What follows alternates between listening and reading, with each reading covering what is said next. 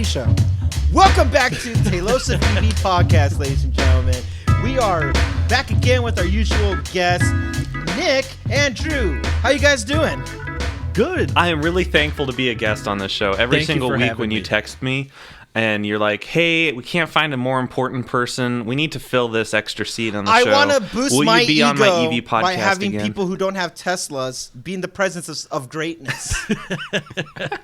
That's really fair. That's Yeah. very understandable. That's really fair.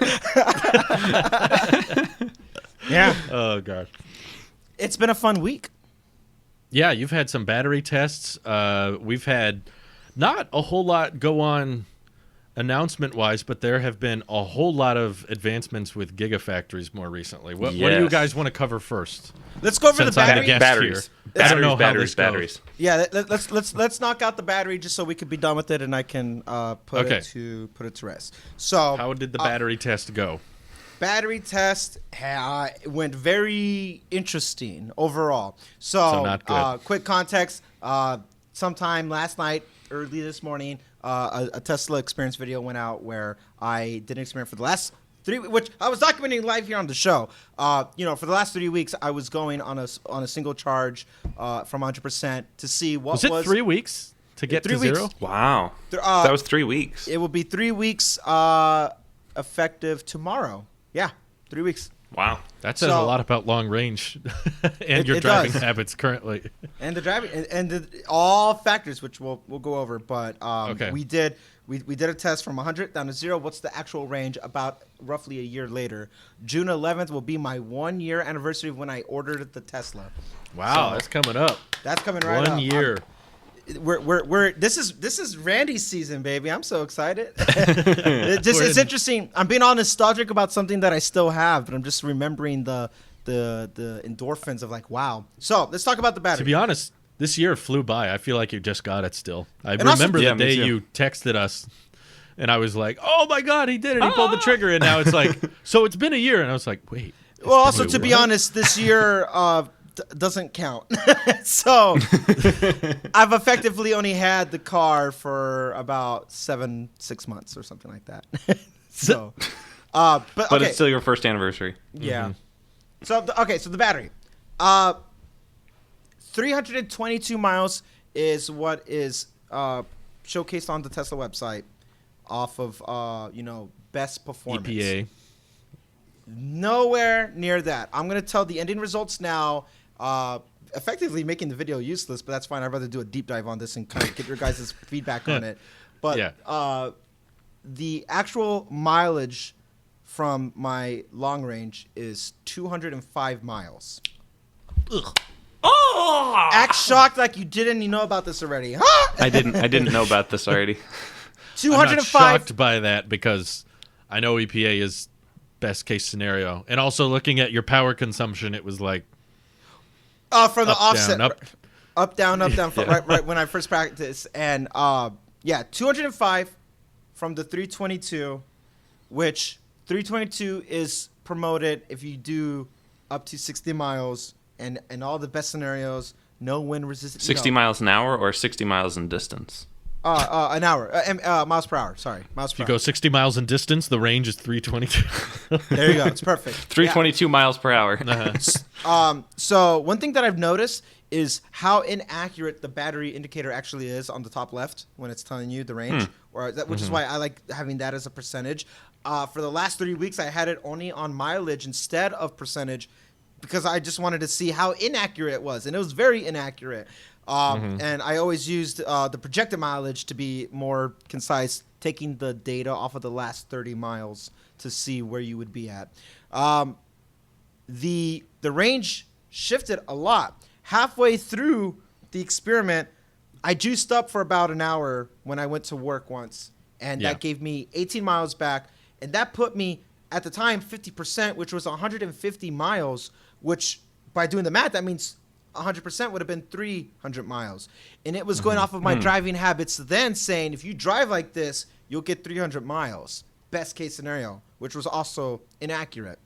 The highest I actually saw projecting for me would probably be 198 was pretty consistent on the true, like, hey, based off how you're driving these last 30 miles, 198 was the best.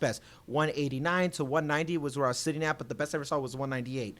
And then from there, it started once I passed the 150 mile mark of that's all I had left on the battery, it started, the projection and the battery started like syncing up a little bit more, but it was doing this dip and, you know, give and take until that last 5 miles, it was on par, and it said, okay, so this is where I'm really at. And that's when I decided it's time to charge, because there's no more projecting. It's now actually going to, like, it's saying 3 miles. It's probably going to be 3 miles. I don't recommend. I did this test, so no one ever should do it, because evidently you could really hurt your battery going that low. And I don't. Or you could be stranded. Or you could be stranded. And I was pretty close. Honestly, I think hurting your battery is worse than being stranded. Yeah, I mean, I'm in Tesla. I'm in Tesla Central in the sense where I was by enough departments that have Tesla stores that I think somebody would have been able to. I don't know how that would have worked. Don't really care how that would have worked. I cared more about the battery. So, the range as a whole was, 120 miles off. So that tells me I'm losing 10 miles a month, statistically. It seems like a lot, and that's why I have questions about it, because... And this is now the part where I want to deep dive a little bit and actually go into all of it. So that's the summary of what the video was about. So you plugged it in, went up to 100%, and basically didn't plug it back in until you hit 0. And that took you how long? Just shy of 3 weeks. So... were there many days in there where you weren't driving at all? Yes. So during those days, don't you think, because this was such a long stretch without plugging in, battery draw just from software updates or the things going on in the background, the car just, doing its thing, not being plugged in, that range might be severely less than it would have been if you would have charged to 100% and then I received that drive 3 go updates. to 0. Yeah, I got 3 updates over the course of going from 100%, and I always had it set to go off at midnight. 12:05 is when I have it pushed, because normally what will happen is I have when I plug my car in from my house, and I use just as a recap, I use the 220, I use my dryer for. I plug it in, and it's scheduled to charge at midnight. I don't want the car to be doing anything between anything up until midnight. Then it cuts off in the morning when I would normally have left for work. Midnight is when I want all the updates. I want it charging. I want everything to happen at midnight. Right.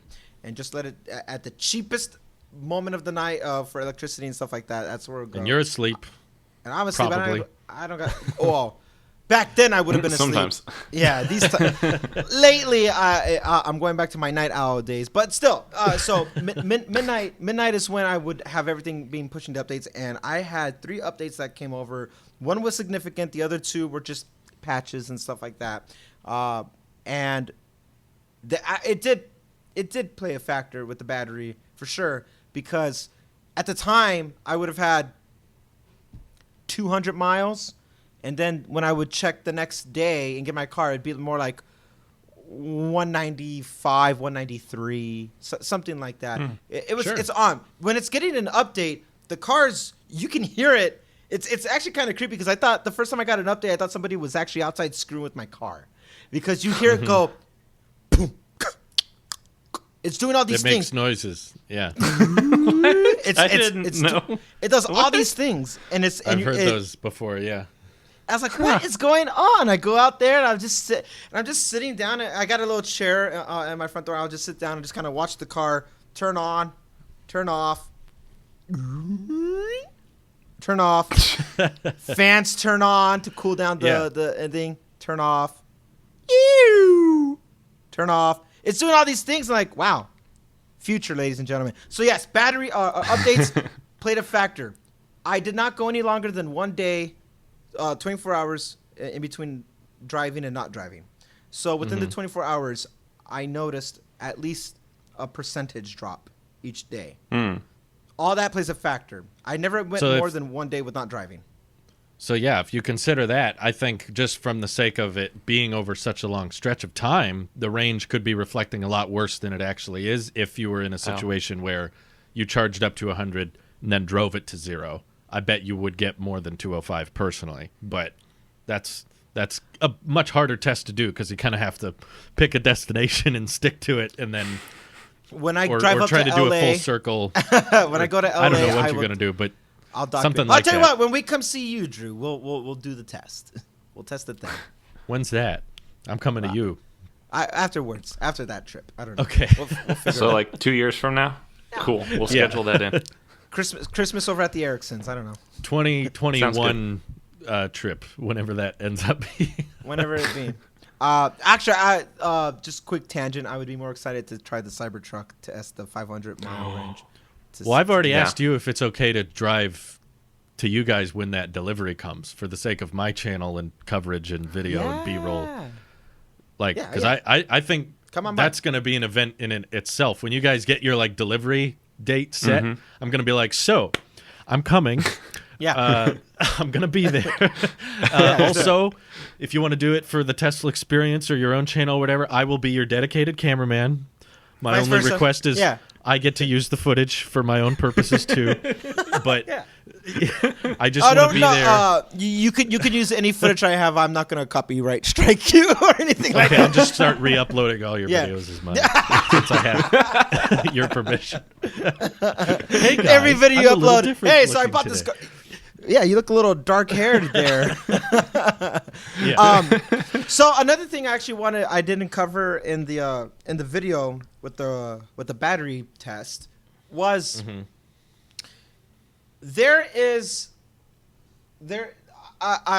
again, I'm jumping to the end. I said I don't recommend the standard range in these use cases. If you're a person who goes to and from things very frequently, if you don't leave your house. That I saw better benefit with the long range. What I ended up cutting from the video, just for time's sake, and it didn't flow well, was there is a use case for the standard range plus, in the sense that there is, and one that I even think someone like my wife would fall in that category. Really, far away from the tri-motor Cybertruck, which is. When you look at what I did, was strictly experimental for just documenting something, putting it through these weird tests and stuff like that. As you noted, 3 weeks in the situation of a quarantine lifestyle, I've never gone like that before in any vehicle. 3 weeks for anything. What the real use case application in an environment where the economy's open and you're not just going like that, you have enough range to get you not just through your own county. I live in the county of San Diego, which is a very big county. I could get from one end to the other on the county and have more than enough mileage to spare. And I could probably do like a couple few laps. The price difference between the standard range and the long range is only justifiable in the sense that your type of work involves longer commutes just for convenience of I don't want to charge. There is nothing wrong with charging up at your house, even if you have a 110 and you plug it in and let it do its thing throughout the day, and you don't have to wait till midnight. There's nothing wrong with using your home as the energy provider for your car instead of going to a supercharger, and have more than enough range to and from your daily commutes of all shapes and sizes. If you're going outside of your county daily, I don't think an electric vehicle in general would be a recommendation, truly, because it might actually be too much prep. It might save you money, but you have to allot supercharge times and stuff like that. Standard range plus is fairly priced for where it's at, with $30,000 or $35,000. I'm sorry, because you do what you got to do, to and from daily, go see family, whatever. You plug it in every day, or every other day, or every 3 days, and you still have more than enough. And I realized that situation, when I charged yesterday, finally I was like, all right, I can charge my car. I only got it up to 40%.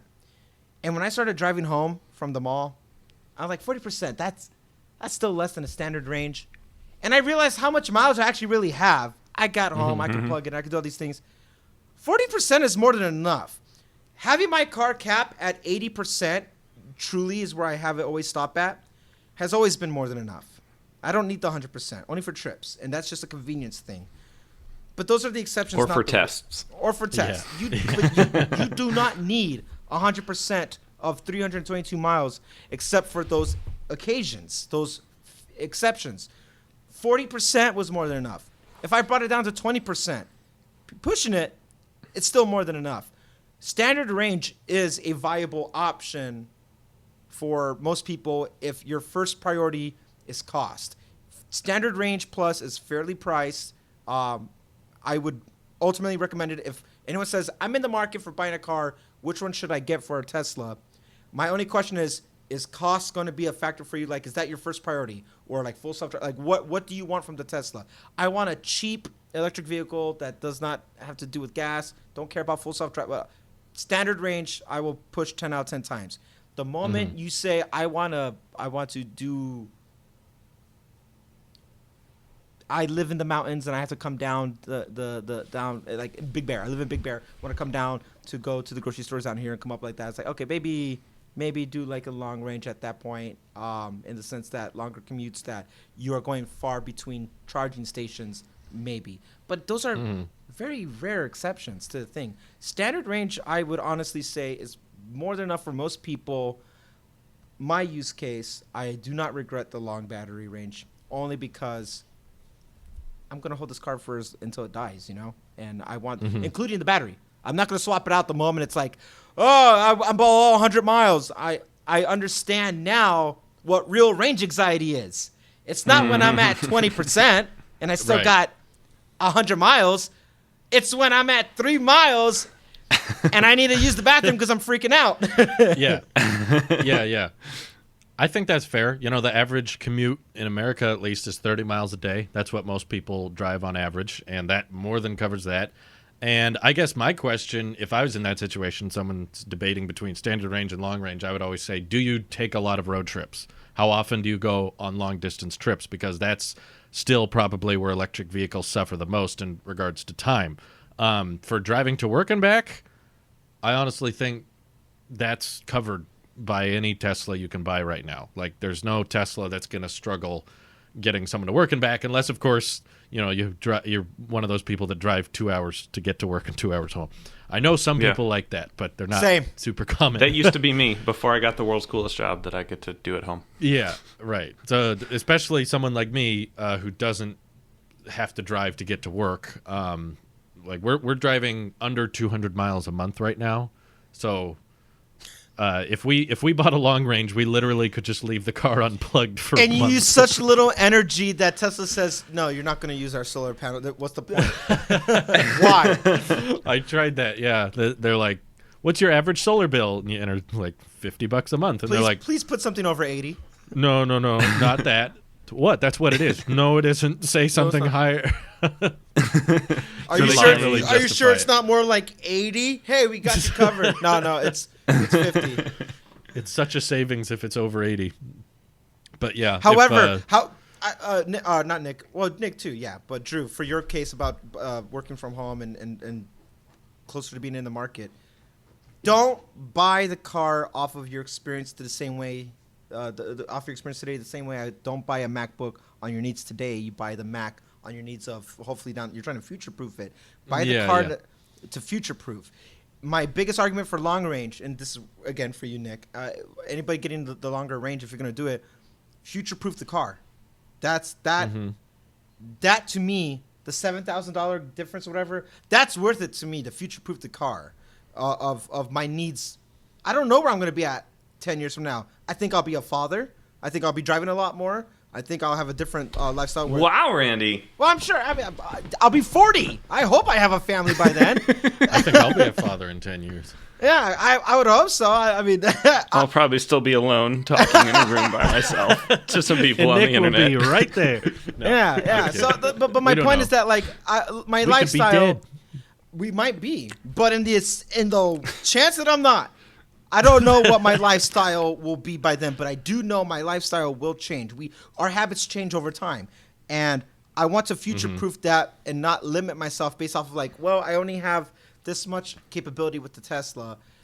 If I could say at the time of the purchase I got the best I can live with that, knowing that there's going to be better vehicles out there. But my biggest pro, you could afford it, I think, is the more important thing. Like if someone's debating between the two and they can comfortably afford it, then I think it's justifiable. If it impacts the overall amount spent in a way that's going to be holding you back, I guess that's where the whole definition of worth comes from. True. You know, like if someone was leasing a Model 3, I would almost say almost never get long range, just because you got to be sending it back 3 years later. So I would say don't lease it.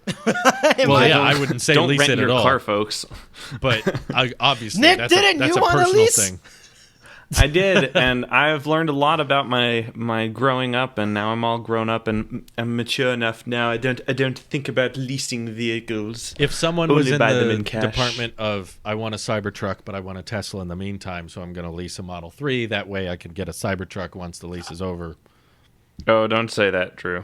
Now I want to lease a Model 3. Here, I'll bring you back to reality. That's money that you're never getting back. That's just being thrown away. That I could have spent on a Cybertruck. You could save all that as a hefty down payment, or pay for the inevitable cost. Pay for it outright. Pay for the inevitable cost of full self-driving. Is to bring the cost down, then don't get a long range, because you're not worried about the long-term health of the battery. So standard range would be fine in the short term for most people, and I think for a lot of people, standard range will probably even be fine for the long term, dependent on what their future holds. But if Elon came out and told me I use standard range plus Model 3 as my actual private vehicle, I would be like, well, if it's good enough for him, it's good enough for me. Well, I'd be very surprised. Elon actually did answer that over the SpaceX launch weekend. Someone asked him during, I don't remember where, but someone asked him, it might have been at a Supercharger, what car do you drive, or what car will you drive? And Elon said plaid mode Cybertruck, which is like, is the tri-motor a plaid? He said it's a little different. Plaid mode have 4 motors. No, but he did say there's a little more to it than that. Yeah. I don't think it'll be. Let's get the Cybertruck in production first, and then we could talk about. Yeah. Please. We're not even gonna get the Roadster now, which called it. We're not gonna be. We're not seeing no Roadster anytime soon, and I think rightfully so. Prioritize the truck over the Roadster. Yeah, prioritize the car you have the most orders for. Makes the most sense. the biggest pre-order in what vehicle history. Prioritize that. I think so. Yeah. I think out of all vehicle unveilings with pre-orders, there's never been one as large as the Cybertruck. And don't. Well, we joke about it. $100. Hey, I'll order 3 and Nikola takes reservations for free. I've literally have 3 Cybertruck orders, so I'm only going to be getting one, but I will be getting one, Elon. Don't What's worry inside about that. has like 50. I will be getting one. That is true. He did like 50 reservations. I don't think most people do that, but just it proves a point that there's a lot of duplicates. If you're giving away $5,000, by all means, I put it towards our production of if we could fund a Tesla or an EV podcast Cybertruck. There you go. It could be the company. What if? There we go. Yeah, just donate in our. We all live in different places, but we'll share it. I volunteer as tribute. Don't worry, I'll take care of it. I got it, guys. I'll take the burden. I wouldn't want to put that on you guys. No, here, I'll Such a burden. Oh well. What's up, Nick? You're about to ask a question. Yeah. So, Drew, you're not you don't drive a lot, right? But much, you've said that once you guys get a Tesla, you'd want to drive more because it becomes a little bit easier with the full self-driving. Would you be excited if Tesla said you can buy full self-driving without a vehicle and pay us like $7,000 or $8,000 and lock it in? I've suggested that in the past. Oh, you have? Okay. I think that's... I just thought about that. That's a no-brainer because all it does is it guarantees that you will eventually buy a Tesla, which is great for Tesla as a company. Yes, it locks in your full self-driving price, so they won't be able to make money off you later, but the trick would be to make it non-refundable. So what it would mean is I plan on getting a Tesla later, so I want to buy full self-driving now so that it doesn't go up. Tesla gets that money, and they have to provide me with literally nothing until I buy the car, and then they just make sure, give him the full self-driving. Except for special code, like a EA in that discount sense, code. Full self-driving follows the account, not the vehicle, instead of how it is right now, which is follows the vehicle. It would be like a one-time redemption, though, I think. They would let you add it to a vehicle when you got it, but that you couldn't keep adding it in the future. Interesting. Maybe if they only let you do it once, because I see what you mean. Like, why not let people buy 3, 4, 5 versions of full self-driving and then redeem them in the future when they buy more cars? But honestly, I think that's a lot of upfront profit for Tesla. I can't see a lot of negatives with that because, I mean, currently, if someone from 2018 or 2017 with a Model 3 decides, I want full self-driving, and you buy it, now Tesla has to go, oh, shoot, we got to somehow find the time to get a computer hardware 3.0 out to them and swap it out. Whereas if someone who hasn't bought one yet says, I would like to buy full self-driving in advance and I'll buy the Tesla eventually, they spend the $7,000, Tesla gets their money, and they don't have to do anything because you decide later when you're ready to buy the car. And once they do that, they just do a software switch. Boom, here you go. Here's the car. Yes, it has full self-driving. You paid for it years ago. So I would 100% do it now if they offered. Just to save the grand in the future. You're thinking of buying a Tesla in a couple of years, and it won't go up significantly from that $7,000. I mean, $8,000 or $9,000 maybe. It's going a grand up next month. The reason why it keeps going up, $8,000 starting July 1st. So we're like a couple weeks away from the next price. Order your Cybertrucks, folks. This is misleading. This is misleading because they're only increasing the cost of full self-driving because the value of the vehicle itself is decreasing, and this is how it can retain its value longer. It's good. It's good marketing. It's good.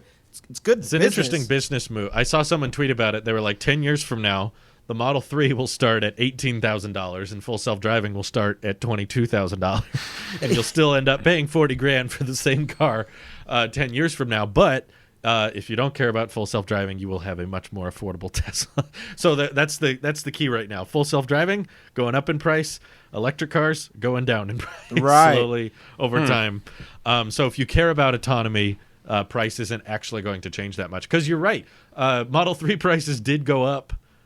No, they went down when full self-driving increased. So it ended up making a lot of people's dream car just keep staying the same price, and now the prices have gone down again. That is very intentional. That's very intentional, and it's smart. It's a good way to inflate the value or the evaluation of the car. Like, okay, so what's the value? Well, if you take all these things, and here's what we're telling you, full self-driving is, and it's only I only say it with the hint of skepticism about it being misleading.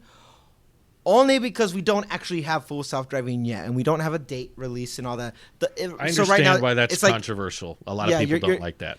You're tricking me, and I get it, but I'm all in. I put my money where my mouth is. I'm all in. Obviously, it is a little misleading, but it's a good business move. I get it. It does wonders for the stock. So hey, have at it. But I don't think Randy's excited about that. I think it's basically putting your faith in the company is what it does. For sure. Is it saying we trust that?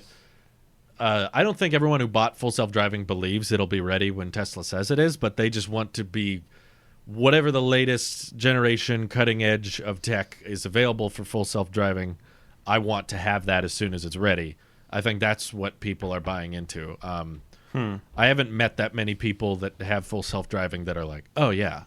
it'll be the question ready is, end of this year. what's it worth to you? And that's a genuine Yeah. question, man. Like, what's it worth to you guys? It was worth $6,000 to me. I'll probably cap it at 9, 10. I don't want to go past 10. I don't think it's worth past that, honestly. I have a hard time putting worth on it because I do have faith in the company that I do think in the next decade autonomous driving will be obtainable, will be realistic. And I do think Tesla will by far be the first company to do it and be the only company and it gets doing better it. over time.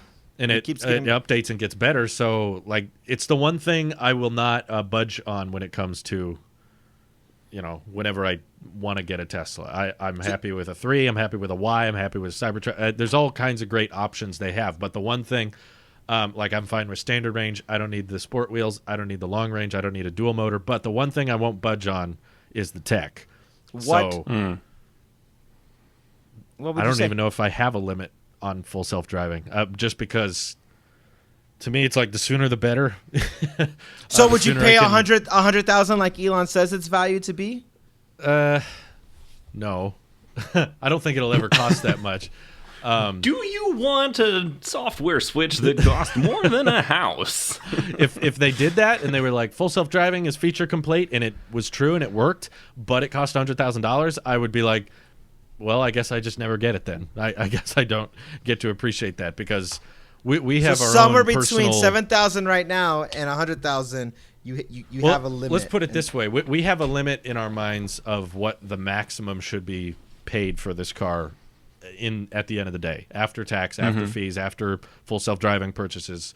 We have a limit in mind of like, this is how much we're comfortable spending, and we're not going to budge from that.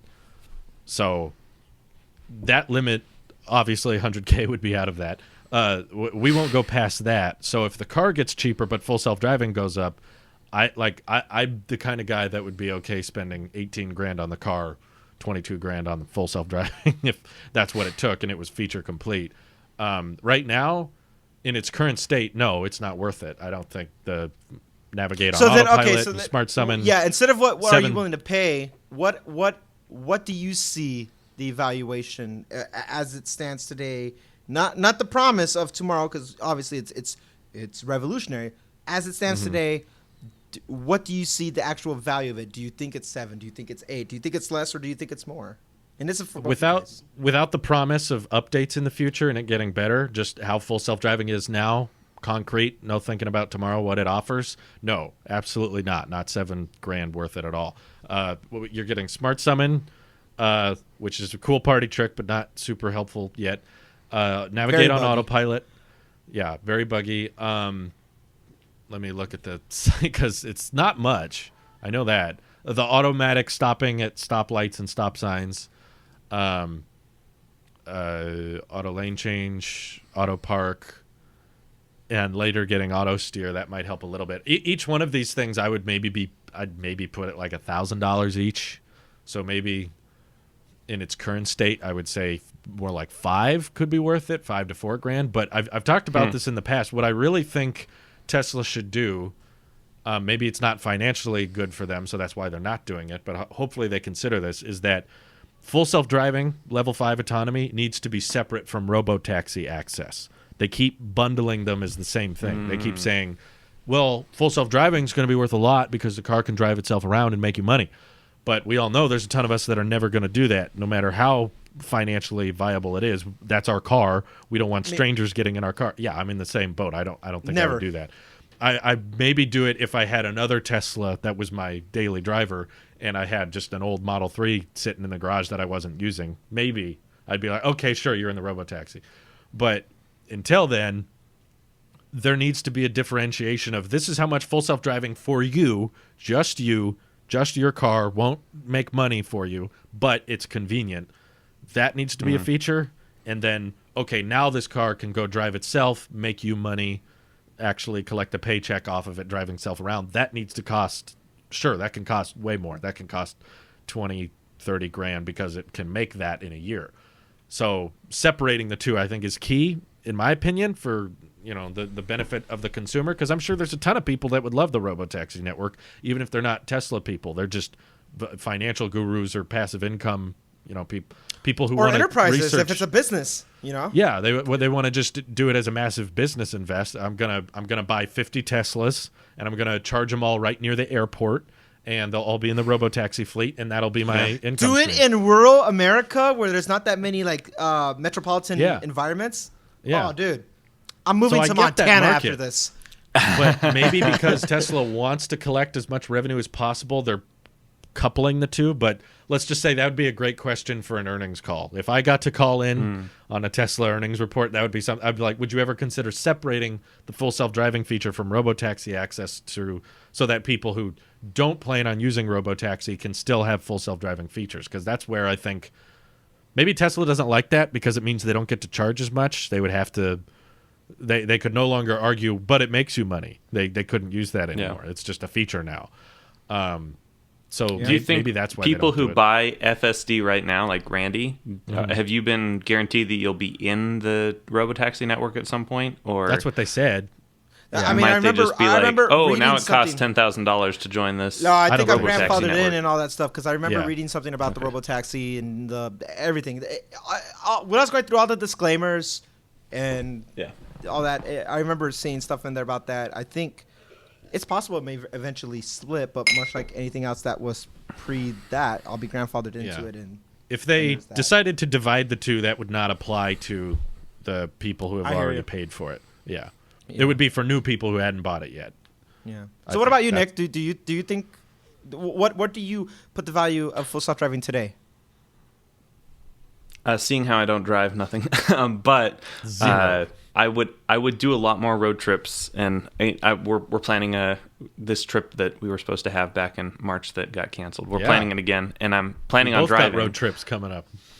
Exactly, and it's going to be like in gas cars, right? Like the one peasants. Tesla guy's not going to move. Yeah, you will not pull up to my driveway in such poor fashion. You will not devalue my property like that. We will park our cars a respectful distance away and humbly walk up to your vehicle. And you will bow to it like it's Buddha. Kissing the ground. We are worms. Anyway, so what do you think the value is? I'm looking at basically a 4-day road trip to get out to you, Randy, between there and back, 2 days there and 2 days back. And that doesn't sound very fun in my little gas car that I have to point it. It has cruise control, but I have to keep pointing it. Do you have air conditioning? And I just remember, I have air conditioning, and thank goodness for that. It's not a bad car. It's just not a fancy car. I did not have air conditioning for a better part of last year, so that's why I True. asked. Did you get that fixed? Yeah, we fixed it. It was a real simple thing, actually. Good. It's working now. Anywho, I would say it is probably worth about $10,000. I think that's about what I'd pay for it. Now, the robotaxi, I'd have to do a whole in-depth analysis on what their actual payouts will be, what the percentage is, if they have peak hourly rates and what you can get next to an airport as opposed to in a town, or, that could be a whole different conversation. And honestly, I think there's a real possibility to be able to buy a used Model 3 in, 3 or 4 years before robotaxi, but while rumors are kind of speculating about robotaxi, buy an old Model 3 and then just hold it with, buy what you need to get FSD or whatever. And then as soon as robotaxi comes out, I think that could be worth, $20 or $30 or $40,000, but it would have to make business sense. But on the personal side, $10,000. I think I will do a lot more road tripping. Like if I had a Cybertruck right now with, autopilot, or any Tesla with autopilot, I can guarantee I probably would have already been out there a couple times this year just driving, because it removes the monotony of it. And honestly, at not now, but at some point when it gets better, I could probably get out my laptop and do work, because I work remotely. And that's kind of my dream, to one day be able to work on my computer while a car is driving itself across the country with Starlink in the back, keeping me connected to the internet. It'd be great. Love to film a video in the car and then edit it while it's driving back. On that note, my wife teased me about, like I said, as long as I have internet connection, I don't care what or where or blah, blah, blah, blah, we go, where we live, and blah, blah. She goes, and this discussion of a full self-driving Cybertruck, and I'm like, hey man, we can live in the darn thing and just make it count as long as I got that. She goes, you're not actually an outdoor camper like you say you are. You want glamping. You want that glorified glamorous. Glamping, yeah. Because of Starlink this and internet that. Like you're like Tom Haverford with all the Sky Mall stuff in the parks. Exactly. All the stuff I got at Sky Mall. Hey, look at my ice just cream because maker. campers today aren't making fire with flint and trying to go like this, like it's still camping. How dare you? We're just increasing the standard of what camping is now. Road trips being an equivalent of a type of camping. And I only bring that up because the Cybertruck, again, we talked about in the past, how cool it would be when we get like a custom Tesla like attachment, whether it's a trailer or something in the back, like a motorhome, like a Tesla RV that's completely wrapped in solar, Starlink. Guys, I'll move out. I'll move out of this place. There's my tiny home. I'm all about that van life. That's my I'm tiny all about home. that van life. You need a big tiny van, homes though. and van life. Yeah. Tesla's rumored to be making a 12-passenger van just for the Boring Company. Did you see that I article? saw that. I wanted to talk about that in a video, but I also wanted to pick your guys' brains about it. So that you can regurgitate our thoughts on a monetized video on your EV channel. Okay. Exactly. Just wanted And to make be money clear. off of our genius. Yep. That's correct. Yep. Who came up with the You're word just the Telosive, face. though? Just saying. Who has the 6-year-old Drew. car? Who has the looks? Oh my goodness! We have. This is why we need to reached get an this impasse. channel monetized. We have reached an impasse. We are all It is- equal. I ain't going down for this. I ain't doing this. There has been a murder, and you are a suspect. Do you guys think, when it comes to Tesla's next vehicle, does a van make sense, or like a subcompact mini car for cities, like a real short, low price entry level electric vehicle? Which should they go towards next? I've made videos about them already, but I'm just kind of updating thoughts on it.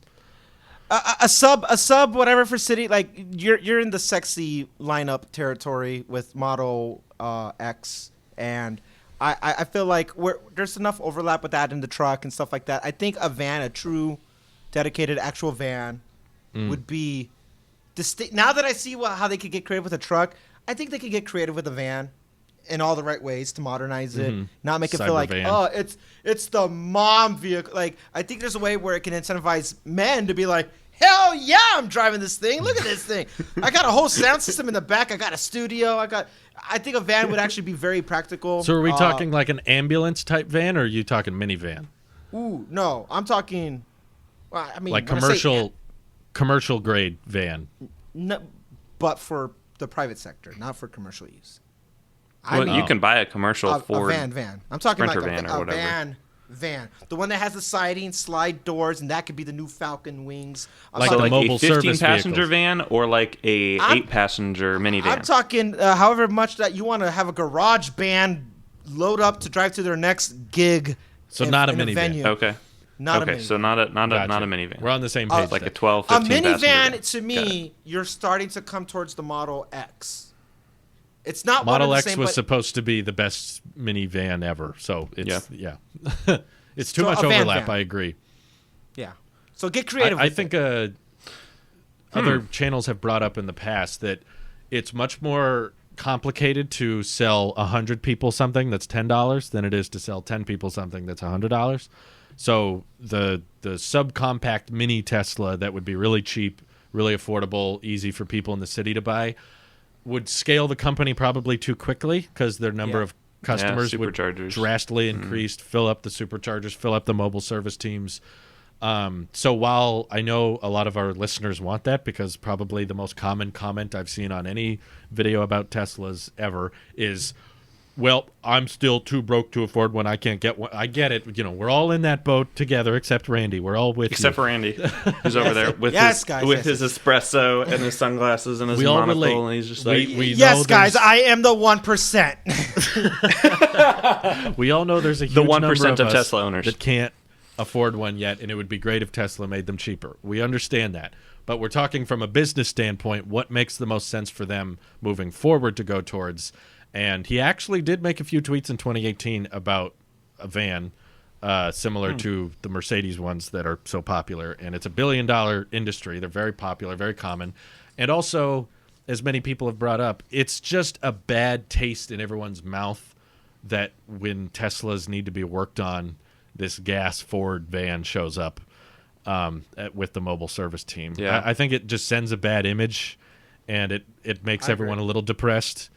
And the sooner Tesla can get rid of that image of gas car comes to rescue the electric car, and as soon as they can start, I think that car might be perfect because they would probably use batteries about the size of a Model S, a fairly sizable battery for the larger size, which means it wouldn't be a huge bottleneck. It wouldn't be a huge bottleneck on production, like the Semi is. Semi, it's all physically possible. It's just it requires so much battery packs that they can't really scale it that well. Van, that could probably just come right off of the Model S assembly line, as less and less people are buying that when they implement the Plaid powertrain.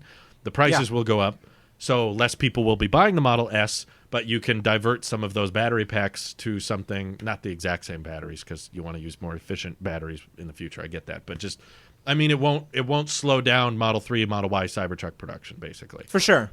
While at the same time, you'll be able to scale it enough to a not insane demand like the 3 or the Y or the Cybertruck, but enough that there's enough commercial industries. I think a van would make the most sense, knowing that they're working on it for the Boring Company. Sounds cool. Yeah. So I would be super in favor of a van only because my entire YouTube recommended feed is just van conversions.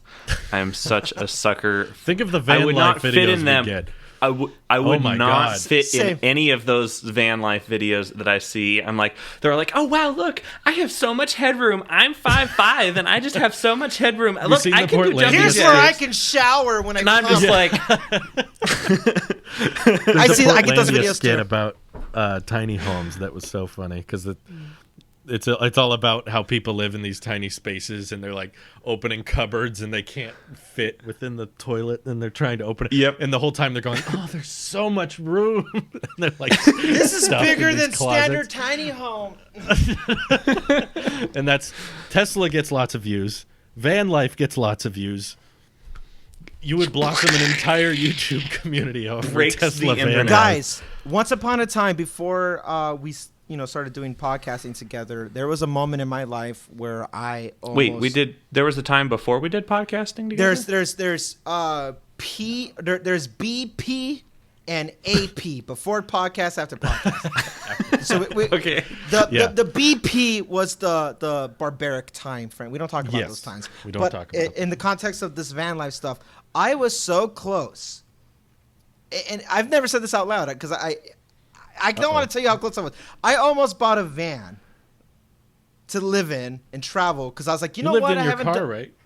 I did live in my car, but that was so this, which is why I was like, I think I can make it work because I actually lived in my coupe. I had a Scion TC, and I lived in that for a couple months as a transition.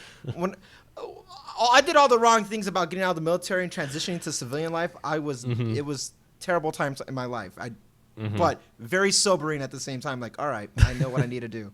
So what I wanted to always do, and it's still kind of a dream of mine, but now I want to be smart about it, is travel. Just get in the car, and I'm just going to travel. Yeah. And then that's when I found, like, oh, this is a thing on YouTube. I thought it was all genius. Like, oh, I'm going to get this car. And, like, oh, no, this is a whole division of, like, of YouTube videos and stuff like that. And I'm like, oh, okay. Yeah. This is just a fancy way of being poor. And I like that. I was thinking you could make a tweet like 10 years ago, I was living out of my car, struggling to make ends meet. And now I'm living out of a Tesla. Life really struggling can to change. Make ends meet. The American dream. I made it. Think of how you two can be as successful as me. You two can have almost $1,000 payment, almost as much as rent. And just live in I used to live out of a Mini Cooper. Now I live out of a Tesla van. Life is really I used to live out of a Mini Cooper. Now I just live out of a Cooper. That's what they should call the next van. Hard work pays off, everyone. The idea of being able to travel in a Tesla-made van, or like an RV, a tiny home, a big enough van, there's something enticing about it because it feels freeing in the sense that you feel secure with the resources. Like, I need to have, energy. We're good there. And the fact that you are at least in North America, in the United States, there's a whole charging network all over the world, or all over the country. Everywhere. It feels freeing when you're like, oh, charge up for like $20. Yeah, sure. Screw it. Let's do it. I don't think I'd do it permanently. I would do it maybe for a couple months, but I would still want a house to come back to at the end of it. There's something exciting about like having. There's quite a few people who do that. They just have like a little van and they'll go out for the summer and have fun, but they come back. Taylor on tour. Coming to a city near you. We should do it. Let's go on tour, Let's guys. lease We should do a this. semi. And have it That'll pay be for itself cheaper. as a business expense. There you go. We can be like, which miles are for business? Oh, all of them. They're all business. All of them. No, we went can on write tour off for every dollar. No taxes. So this trip up to Silicon Valley, business. Oh Definitely, yeah. No, there's a 100%. conference. Obviously, it's the tech central of the universe right there. We got to go. And no one will even be driving it. It'll be driving itself as we're in the back. We'll just do our podcast live as the car's in motion, sitting in the back, round table, just talking We about it. could have some armored glass on the semi part of it, the trailer in the back with solar you all can see it. around. Take that, Mr. President. Who's more secure now? Yo, when you start seeing Tesla get contracts with the government and they're protecting like high officials and stuff like that, in my mind, that's when Tesla has officially made it because now you're protecting the highest forms of leadership and democracy with Model executives. X's are already being used by NASA, so basically That's so there. cool. I was so upset that Elon didn't bring out his Cybertruck for that. It had to go on the Jay Leno show. What are you talking about? That was more important. There's so many Would've been so much Cybertruck cooler. bookings. They got the Cybertruck and the Cyber ATV on a music video for someone a while back. I have no clue how they What? got access to it, but they showed it. I forget. Elon, I'm making a music video, aren't we, Randy? We are, for Yeah. for Halo. Yeah, we gotta film it. We need a Cybertruck for the video. Yeah. It would make sense for Halo because you could model the Warthog with it and everything. It'd be perfect. Speaking of Cybertruck, Dude, that's so cool. You're right. That is a Warthog. Oh my goodness. it is. Oh yeah, super close, but even more wow. durable. Dun-dun-dun. Anyway, speaking of Cybertruck, I'm pretty confident a factory location must have been chosen, but for whatever reason they just don't want. Do you think they're saving it for Battery Day? Could Why? that be it? But that doesn't make Just sense. to make Battery Day even more enticing, just be like, by the way, Austin. I feel like Battery Day is a good standalone event that doesn't need extra enticement that has nothing to do with batteries. So you're saying it's still going to be just a tweet? How we find out? No, maybe an official press release from their site or something. Maybe a dedicated. Because they didn't do No, that for Elon Giga will Berlin. tweet about it first. Huh? Giga Berlin was a tweet. There was no press release. Yeah, but it's Berlin. I mean, love you, Germany. Hey, come on. No, Germany's Berlin's great. cool. No, Berlin is cool. We all knew it was going to be in Berlin, though. That was the thing. But we all know it's going to be in Texas. We knew. That is a very fair point. We're just looking for confirmation at this point. Well, the thing is about Berlin, though, it's right now most of the customer base for Tesla is in the United States. So I think there's just more hype about what goes on in the United States, and there's more locations besides Texas that make sense. That it makes sense to do it here. Berlin is like, okay, Shanghai, yeah. Berlin, okay. Where London or wherever in the UK, dope. You want to put something in Korea, South Korea, or maybe North Korea? Hey, I don't know. Yeah, cool. I don't. Their cars are running on wood there, so but like, electric so would these be a other big step places up. around the world, there's only very few locations like Moscow in Russia. You wouldn't put it in, towards the North Pole of Russia. You'd probably put it in Moscow. That's closer to the rest of Europe. But Texas, is it? It might not be. We were so close. We thought Amazon was going to Texas. Tesla is being really, really serious about it. They're already sending out what's it called? They're looking for people from California that are willing to relocate for their factory. They changed their giant statue to show Elon Musk's face on it. They have been flying planes around their city saying Elon Musk is like they are going all out, desperate, thirsty. We need this. We want it bad, and they're really close to Texas anyway. So it's we know it's central U.S. Elon has tweeted Giga Texas like 5 times. There were polls or yes or no or so we know where they basically want to put it. But I think I don't know. It feels kind of silly that they haven't decided. Elon on it is yet. very good at manipulating results. Everyone, yeah. I think if he's not saying Texas for a reason, it's because he's holding it hostage against another state, and he's trying to, hey, fight over me. Yeah, if you don't make me a better offer, my buddy Texas over here, hey, President number 43 over there, he wants me in Dallas. I might go hang out with the Bush family and make it work over there. Texas is so compelling, and I can't think of a reason why not to, which is why there's some type of inside communication talking about these other places that have to put so much on the line because it just logistically, operationally makes sense to put it in Texas. You got the land, real estate, you got the tax incentives. SpaceX is nearby. Geographically, you're smack in the middle of the country. It's perfect. So unless you're going to Oklahoma, which is like up north or something, one of those neighboring states up north. Both Oklahoma and Texas don't allow direct-to-consumer sales yet. Yep. So, and I think that's what they're holding out for. Ooh. If I had to guess right now, that's probably the stickling point. Tell me. Unfortunately, those are all legislature-based decisions because the dealer groups have actually had laws put on the books in place, protecting their dealer franchise networks. Well, congratulations, so you can't have rag. It's terrible. They are wrong about that. They are. So they have strong support from the governors of both states that they want to change that law so that Tesla can sell vehicles there. Unfortunately, it does take time. It does take time. So I'm guessing, that's probably a good reason as to why they haven't announced. Maybe if they can more or less without putting it in writing because, law, but maybe on a very strong promise that's going to happen. Maybe I don't even think Tesla, because Texas is a huge market for them, and them not having a direct-to-consumer. Like, in Texas, of course, you can go to a showroom. You can go to a showroom.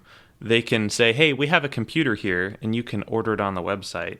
But it's real complicated on the legal side as far as how they have to structure their delivery system so that it's not a direct manufacturer to consumer sale. Stupid. And it's just adding extra time on Elon. So I would imagine they're probably holding out. I would say Tesla is their backup, their safety, but they really want Texas because if Texas will change the law for them to get them in there, which they might, and it would just take time, then that'll be a whole. How many people live in Texas? I don't know. Lots of millions of people who could have easier. The only ones that matter. 28 million as of this year. Whoa. 29 million. So pretty big. Yeah, quite a bit. Not California big, but big.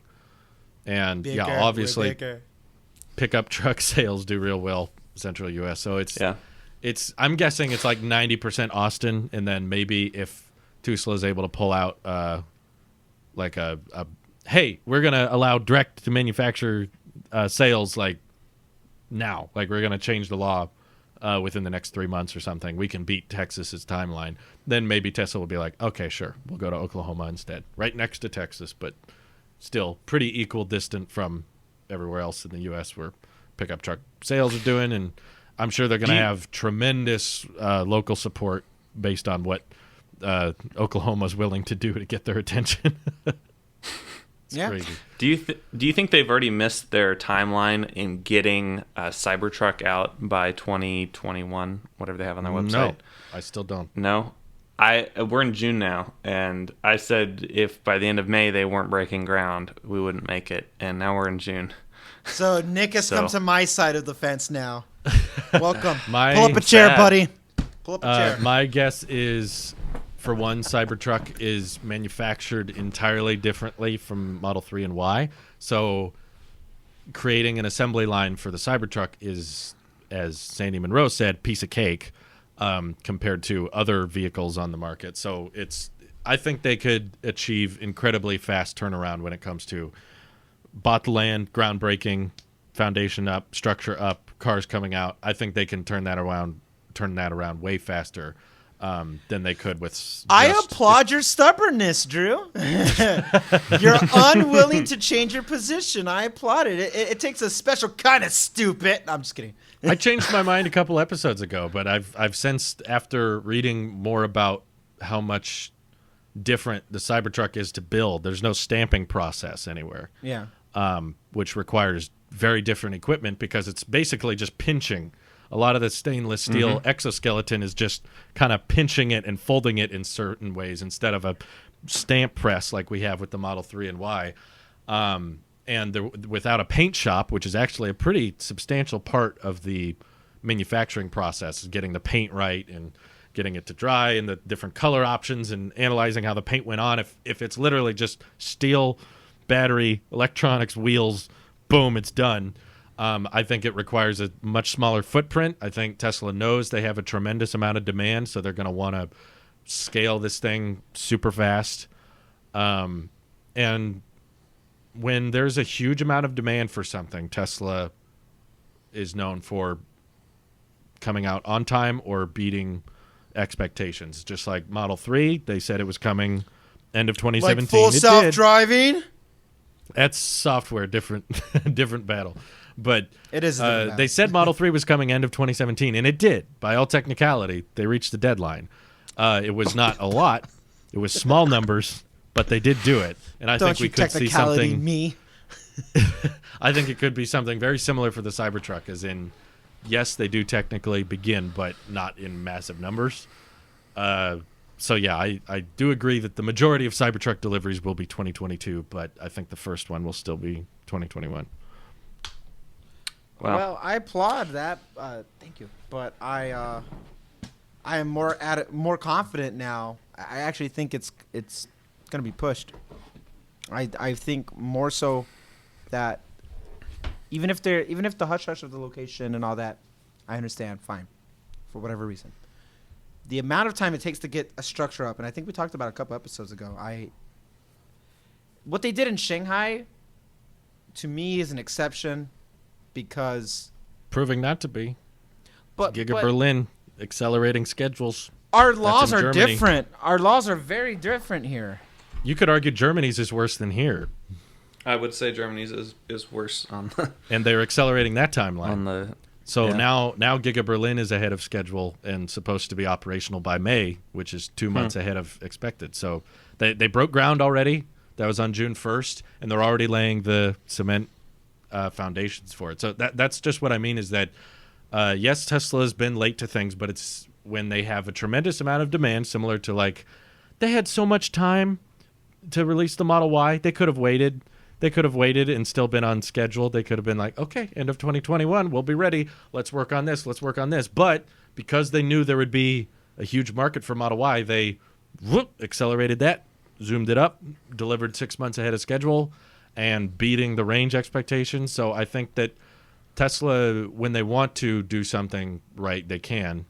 And I don't think, as their factory is basically up to 100% capacity pre-pandemic, and the factory wasn't being built during the pandemic anyway, I don't really think this has pushed it off, to be honest. I think that if seeing how they're handling things with the local governments in Giga Berlin, I think it's even more doable to say that they could get a factory up and running in 13, 14 months if it's Texas or Oklahoma. Looks like they already got the concrete trucks ready. They're all at the facility just waiting.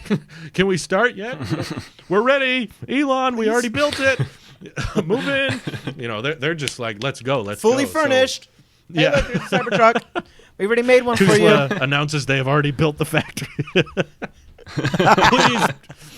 Please put it here. We already built it. We just need your approval. Hey, if there was a secret factory already built, I am all for it. I want to be wrong at that point. Like, oh yeah, let's crank them out. Let's do it. That'd be cool. It's the James Bond of factories. Tulsa, Oklahoma just pays a bunch of ninja contractors to work overnight, and they're all in like, ninja garb with like the swords but they're shovels, and they're just all like No, genuinely though, I think after watching some of Sandy Monroe's videos about the Cybertruck, that's what really convinced me. Is he basically showcased how the complexities of mass producing a vehicle like the Model 3 versus the Cybertruck, it requires like 50% less work. Yeah, like no joke. Can we Literally, just take a half the second work. and just thank Sandy Monroe for just posting those videos on YouTube? Thank you. Every Mr. time I Monroe. see a new one in my sub box, like, it just makes my heart happy. He's so So thorough. they're talking like the foam on the Model Y is not as good as the foam on the Model 3, and I'm just like, wow, I didn't even know they put foam in cars. That's cool. He goes into everything. He's very thorough, and the way he this man explained- knows more about vehicles and production than I will ever learn about anything in my life. Like, he is awesome. And having someone like him with so much experience explain why he's, on board with this design makes me be like, you basically just need a big room and you can move in some stuff and it'll be done. I know there's more to it than that, but I just mean significantly cheaper and easier to build than a Model 3, Model Y. And they've already got insane amounts of stainless steel going into SpaceX in Boca Chica, so they've got the supply there. So that's why I'm still thinking they can do it. Did you see the tweets that year. Elon will offer some Cybertrucks that were made out of old serial numbered starships? I saw that. I kind of want one of these. Like, That the sounds Founders interesting. Series Cybertruck is like Is old it like half starship burnt? material. No, they'd melt it down. Fire. They'd melt it back down. They'd melt it down. Like the Widge wallet Yeah. that has the burnt titanium. Yeah. Yes. That would look kind of cool, to be honest with you. Just as a design, it looks like your car's like half matte black and half burnt and half steel. Each one is That'll be a little bit styling different. option. I guarantee it. Some people are going to pull their Cybertruck in, like, the fire department's like, oh my goodness, this, parking structure's on fire. And some Cybertruck owner's just like, get a free wrap. Pulls in, waits till his vehicle gets a little think that's what melty, a and then wrap drives means, back Nick. out. Pretty sure Styling, whatever. Rap doesn't mean what you think it means. Are people going to get a ceramic wrap on their Cybertruck? I hope not. I want to really preserve hope the steel. Oh my gosh. That's Don't the want one it thing to I get would not scratched care up. to see rap. It'd be cool to see it warthogged and all that, but realistically, Oh, yeah. no, staying still. I want a DeLorean. I want to make mine a DeLorean. Like Time Machine, kind of Back to the Future type. Those upward doors look a lot easier on the DeLorean than they do the Model X. Because They do. They're fixed in one position, so there's only one Yep. hinge, whereas the Model X is like, They don't go. they got 80 million things that have to adjust when they open, whereas the DeLorean's just like, clunk, straight up. That's it. But, yeah, I think because Cybertruck is like Model 3 demand times 2, that they're going to prioritize. Like, I think they're doing a lot more for the Cybertruck right now than we realize. Like, publicly, it doesn't feel like there's much going on, but I think they've realized that is their next cash cow, and they need to get it out soon. Model Y production's ramping. That's being handled. Deliveries for Canada are supposed to start end of this month. They're already saying delivery dates for Model Y are 4 to 8 weeks now, which is insane. Okay. So that and Elon's already tweeting out just like, you can order a Tesla in 2 minutes. He just tweets out ads for it's like they don't do that. I'm if sure they're every time he does that, they get like 80,000 orders. probably. I mean, that's how many millions of people see that one tweet. But like, they don't do that if they're struggling with too much demand. Right. So I think the thing is they're scaling production. For me, I've already seen the Model 3 delivery times go down to 1 to 4 weeks now.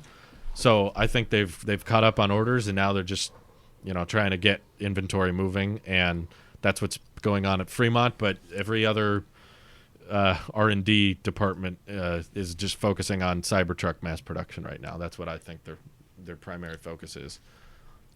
You want to get it out fast. In North America, this will be the best-selling vehicle from Tesla. Maybe. Oh, yeah.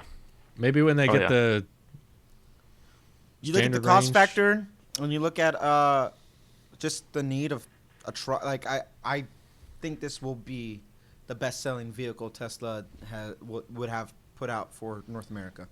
Might take a while. Probably not at first. It's the iPhone XR equivalent. If the 10R was enormous and looked totally different. Yeah. No, I think I don't know. A car. I think it might turn some people away just from the size and the design being so different. And what do you think about the world version one? Do you think that'll help? Yeah, I think if Tesla is willing to do the Model Y, which is so dang similar to the Model 3, they absolutely have to do some smaller version of the Cybertruck. For sure, just little iterations on what they've already done, and this is super popular, so why not do an iteration on it? Yeah, I'd be more interested in that one personally, just because I don't need an enormous truck. But instead of Cybertrunk, something smaller. What's smaller than Cyber? Mini, Spark Truck. I don't know. Spark Truck. I don't know. I'm trying to think. It's like, what's smaller than a Cyber?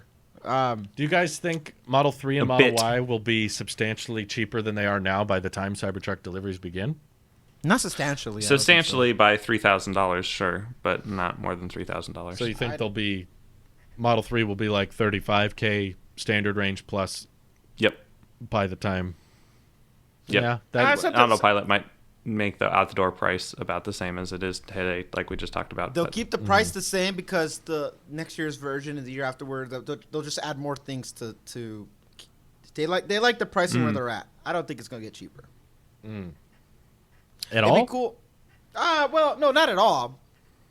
I think it'll get a little cheaper, just not hugely. Not bigly. Not bigly. It will get cheaper in the sense that, like, there'll be more supply than demand, and that's when things get cheaper. And I feel, in my opinion, that your off website order one, your standard range of equivalents and stuff like that, will drop in price, and that's the one that will really get cheaper. The performance, not really. They'll keep adding more tech to it to keep the price the same. Long range, I could see it maybe getting a little bit cheaper, but adding more stuff to make it longer range and stuff like that. I think when it comes to what you're putting in the vehicle, we'll keep it at the price. But when you want to talk about the off-menu one, that one's going to get cheaper. Yeah. Okay. Yeah, I think if Cybertruck prices are going to stay where they advertise, everything else has to get cheaper. And I mean Model 3 and Model Y when I say everything else. The Model Y is an interesting one. I want Model Y to be the Subaru, Outback. Like, well, I don't know. I just think of it like a kind of crossover-ish kind of thing that it's there, exists. It's not the cheapest, but it's nowhere near the most expensive. I want that. I like to see that vehicle perform if not the best, very close to second best to the Model 3. I want that model to succeed very well. There's so much interesting things.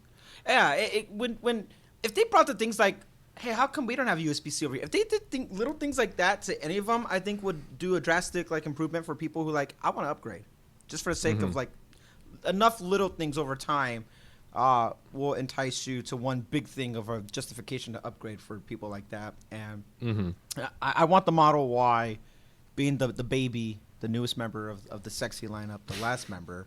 I want it to perform the best or second best next to the Model 3.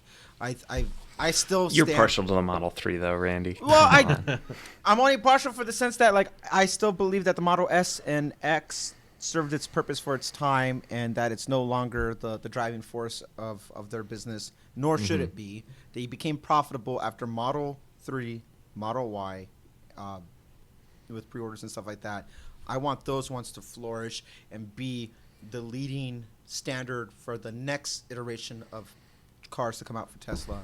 That would be cool. But I think it would only work based off of the success of the Model Y as well. The Model 3 cannot be the sole survivor of this is why we're successful. It needs to have another one in that lineup. and Model Y should be, and I hope it is, even though they're so close to each other. A couple months ago, I would have been like, they're too close. Who cares? Now I feel there's a smaller size and a bigger size. Both of those ones need to be successful to push it forward for the next line of models that would come out, and then the truck will be the truck. Yeah, Model Y is so much optimization too, so much refinement over the 3 with. They recently bought this new, I think it's, what is it? A casting machine they bought. It's like 410 tons that's supposed to unify the rear unibody of the Model Y. Panels? Oh. That'll be right. The Model 3 was 70 parts. The Model Y is 2 parts. And this new machine is going to make it 1 part.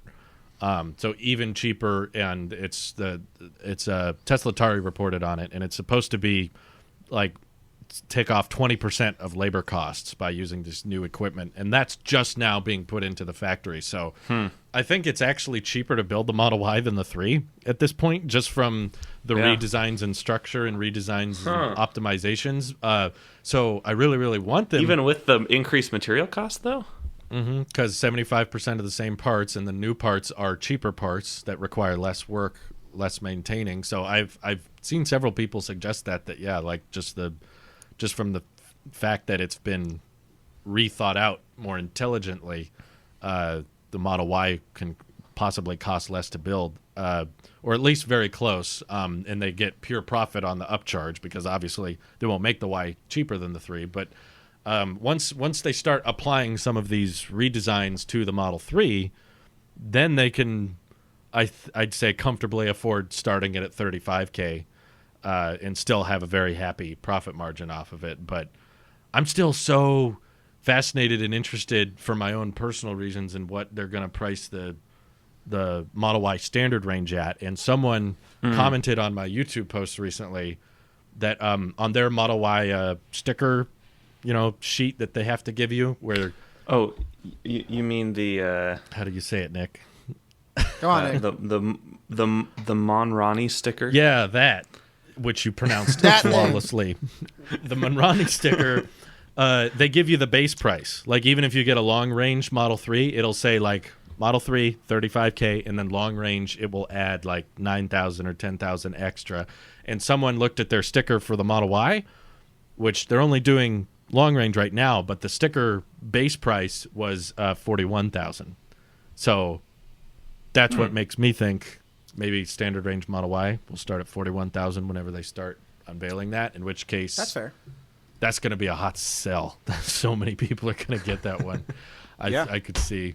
It makes me confused, though, because that would be quite a drop-off from 53,000 long range. So maybe they'd have to lower the price of the long range when they do that. But it sounds like with the new equipment they've been buying, it should save them a lot. So I'm hoping that's true. Yeah. It's always a balance between making it cheaper and increasing their profit margins and passing along those savings to the consumer. So very delicate. Very delicate. Yeah. Well, right. I brought us in, so I'll take us out. Go ahead. Thanks for having me. Any closing thoughts, gentlemen? Please have me back on someday. It'd be fun. We'll talk about it. We'll talk about your performance. Yeah, we'll talk about it. Let's see how well this video performs, and we'll talk about it. Business is business, buddy. Well, good talking with all of y'all. Thank you for hearing my story about the battery, and we'll see you guys Let's next week. hope we get some announcements by the next podcast. Please. Yes. God willing. Please. Probably been some by the time this airs. Maybe. That's our luck. All right. Bye, everyone. Takes so long for me to make you do this. Staring at the